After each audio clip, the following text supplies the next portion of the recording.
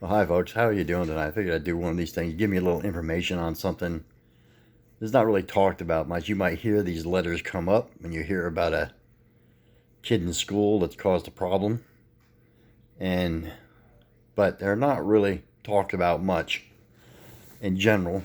So most people really don't know what they're talking about. They see a kid like this, or a bus driver has a kid like what I'm about to talk about. They just think, well, it's just a bad kid.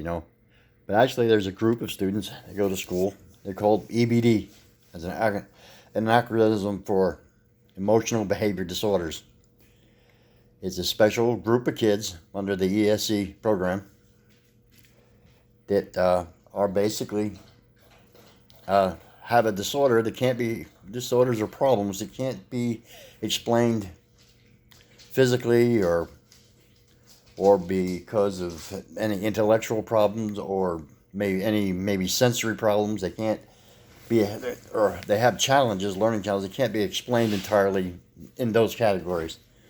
So, and basically, they're socially maladjusted in certain ways. They will exhibit inappropriate behaviors of all types, including sexual, or just one of them. But they can also will swear a lot, and these are the kids that'll tell you to go f off.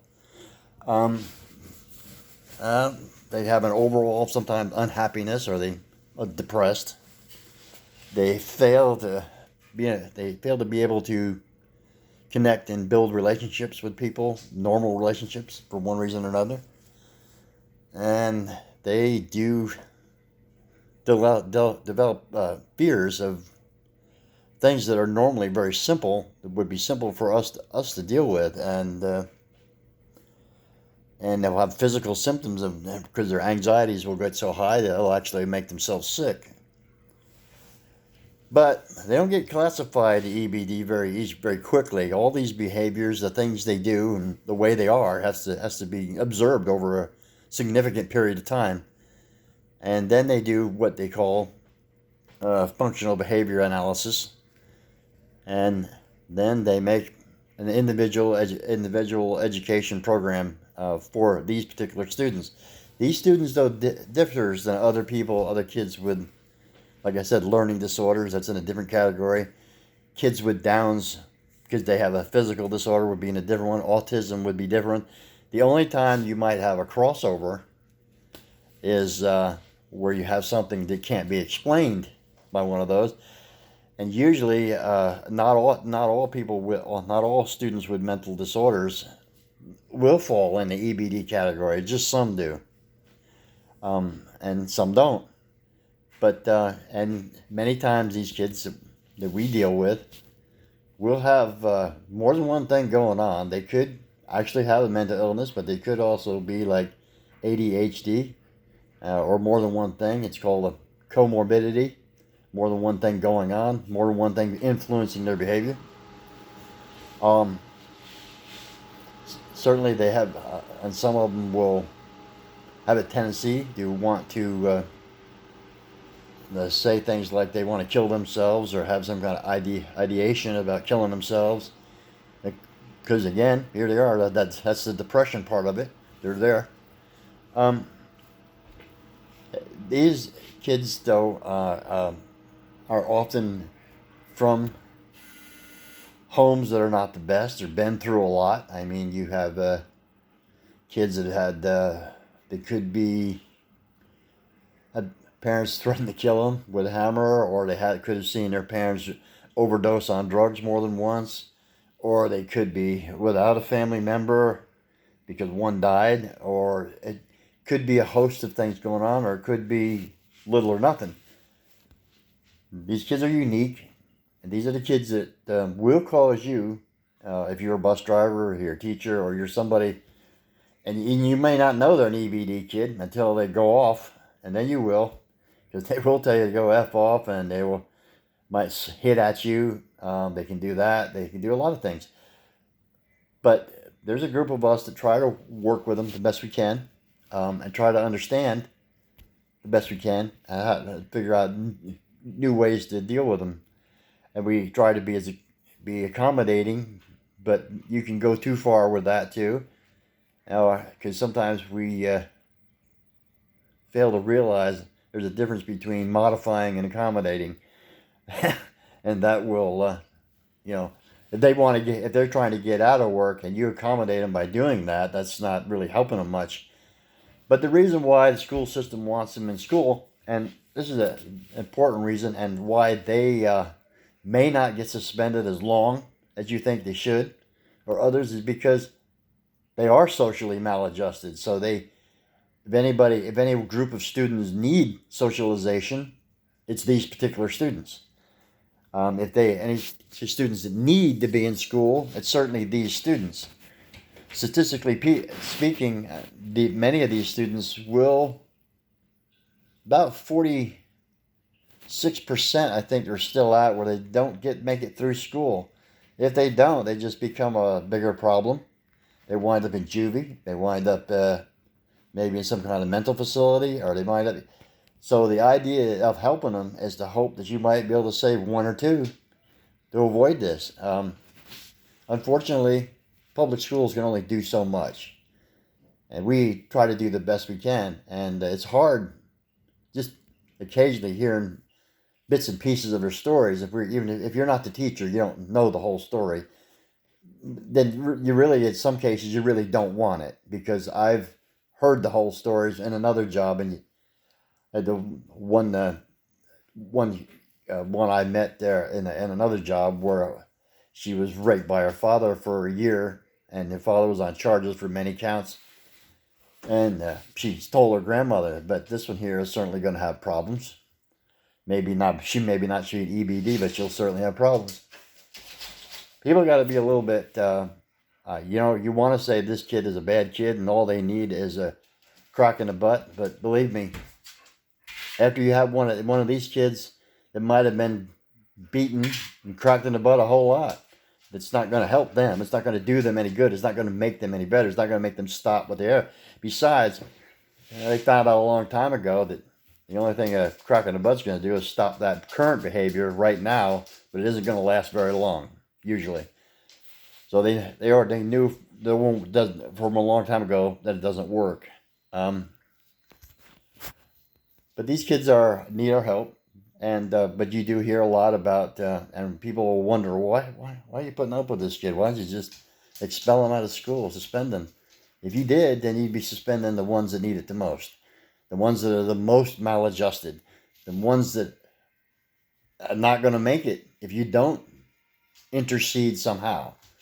I mean, and that's what we're there for. I mean, the EBD programs and stuff, and how they deal with these teachers, constantly in a state of evolution and changing. So you don't know what's going to go on in a few years, how it's going to be different. But right now they have, some schools have EBD classrooms. There's EBD schools that just have these types of students, because they are different than the other. They are hard to deal with in the classroom. But these kids do need to be in school. And I've had everything, and many of us have just about everything you could be called of that you can imagine, even punched, hit, bit. It happens. It's just part of the job. Although we're not paid enough for it, it's still part of the job. And you do it. But people need to know that, they see one of these kids have a fit outside. I mean, and they see a lady there with these kids that may not be able to control the kid. And you say, well, you're saying to yourself, all that kid needs is a quick slap in the butt. And you look at them as if those people are a bad parent. They may not be. They may just have one of these kids. It may not even be theirs. And they're difficult to impossible to control. And they're not a bad parent. They didn't fail. They just haven't figured out how to deal with the kid that they're dealing with. These kids, like I said, the EBD kids can have all sorts of problems, and they're all related. Most of them are related to their background. They're taken from homes or put in foster care, taken back out of foster care, put back into homes. Hopefully it goes better the second times. Sometimes there's drugs involved. Sometimes there are more than one homes. I mean, how much can a young growing mind take before something goes adrift? I mean, you say, well, I've had a hard life too. Yeah, well, so a lot of people have. A lot of people do get by with it, but what happens when you don't? These kids are an example of the what happens when you don't. And I just wanted to give you this message because I think it's an important thing that people know. I mean, they jump to conclusions about kids. They assume that, well, he must have just be a bad kid or have some kind of mental illness. Yeah, he's out of control.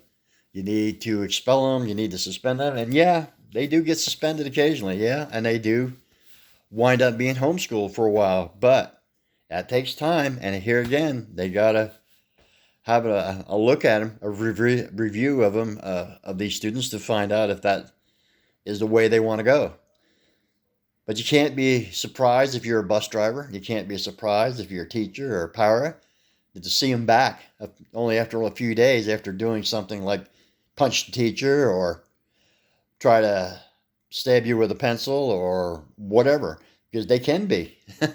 EBD students are a unique group of students. They're very hard to work with, but they need that school probably more than any other school because it may well be the most normal part of their existence. You take that away from them, you're not really helping them. You're guaranteeing that they will fail. And as it is, about 46%, I think, if I remember the statistics right, don't get through high school. Because here is the sad part. Once they do the things like they're doing in elementary school, where they're kind of getting away with it, where elementary school is the place where they can make big mistakes and they can turn it around.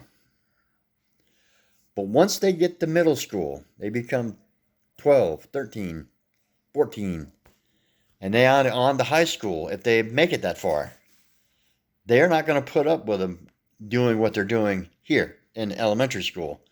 They can't. So they don't have the time, and they will just, at that point, they will begin arresting them and taking them to juvenile detention or wherever they need to go. Some students are even Baker acted, because in Florida they have a Baker acted. If you're acting particularly crazy, they'll go for a 3-day evaluation. I don't really believe into it. I don't really think it helps that much. It's a Baker acting involuntary admission to psychiatric care or psychiatric evaluation. But they've had to do it. You use whatever tool that's available to them to take care of the situation that they're dealing with. But people got to realize that, and I know that people don't realize it. They don't know what these letters are because many the schools will throw these letters around, and you don't know what they mean.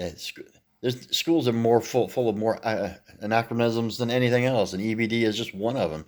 IEP is another one, and and ESE is another. And people are just not aware that there are another group of unique students beyond those students that have autism, beyond the students that have Down syndrome, beyond the other students that are other forms of special needs that may be physical. And these students are students that are just, they got a problem that can't be entirely explained away by any other means. So they're here with us, and we got to do the best with what we got to deal with. And the teachers and the paras and the people that work with these kids work as hard as they can, as good as they can. Sometimes even they're a little confused because how much can you take? Sometimes, and there's some of us that are a little bit happier in our jobs than others. It doesn't make that we're all bad at what we're doing. It's just that sometimes it's better not to show any emotion than show the wrong one. And that's where we are. But don't think that these kids are not worth trying to save, because they are. I've heard some of their stories, and bits and pieces of their stories, and they're enough to make you cry. You talk to a kid that seen his mother almost overdose or did overdose. Whether it's true or not, I don't know, but a part of it must be. You don't just pull that out of your hat. Or another one say, well, my father tried to hit me in the head with a carpenter's hammer, mean, this is not a normal life for a child. I mean, yeah, we've had hard lives. Some of us have been hit, some of us has been, and we've been poor. But when you have all of these things together, or you have another kid, then you might have another kid too that was abused, physically abused, sexually abused. How do they process that when they're only 6 years old, 7 years old? How does how does an adult process that?